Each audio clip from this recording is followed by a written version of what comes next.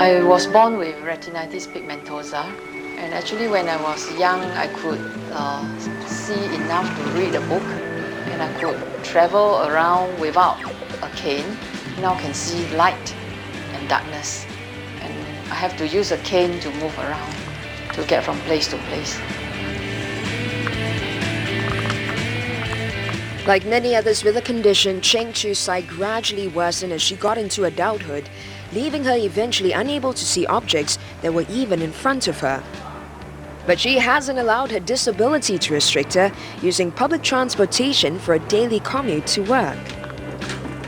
I had to learn to be as independent as I could, and to travel independently and to overcome all the fears that I had.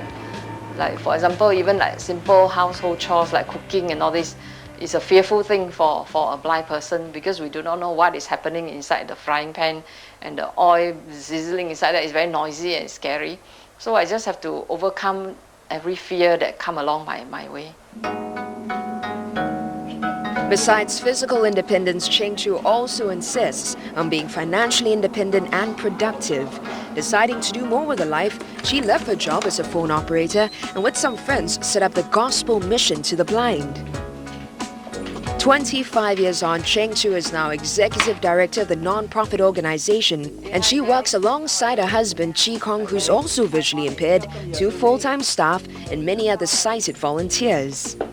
We cannot depend on sighted family members our whole life long, because one day they will leave us and then we might be stranded. So it is not good for us to imprison ourselves at home, or we will wallow in depression and then suicidal thoughts will come into our mind.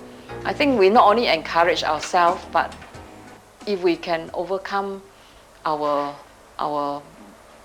blindness and live a meaningful life, I believe our life will also inspire the sighted people. Main menu.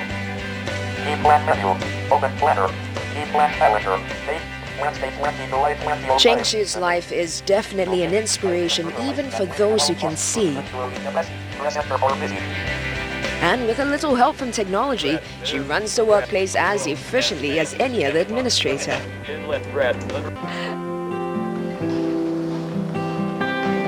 Training is essential for those who lose their sight to relearn a new way of interacting with the world. One of the necessary skills is Braille, which opens up a world of literacy to the blind and allows them access to printed information. Like any other new language though, new students have to pick up the language from scratch, so classes for beginners are one of the support services Cheng Choo's organization offers. Quite often when a person just lost their sight, they thought that they are unable to do anything because they are so used to doing everything with the help of their sight. Now that they have to learn to use their sense of touch, so they need to learn even how to do simple things like opening the door, for example. And I think not only this person who is losing the sight need the counseling, the sighted family members need to receive counseling as well, because they tend to become overprotective and they think that, oh, it's not safe for this person to go out because now that he or she has lost the sight. Having herself spiraled into depression before, Cheng Choo knows that the sudden loss of sight can be one of the most traumatic experiences in life. And it's not unusual for her to draw on her own experience to counsel those who've lost their sight and to provide them with something as simple as a listening ear.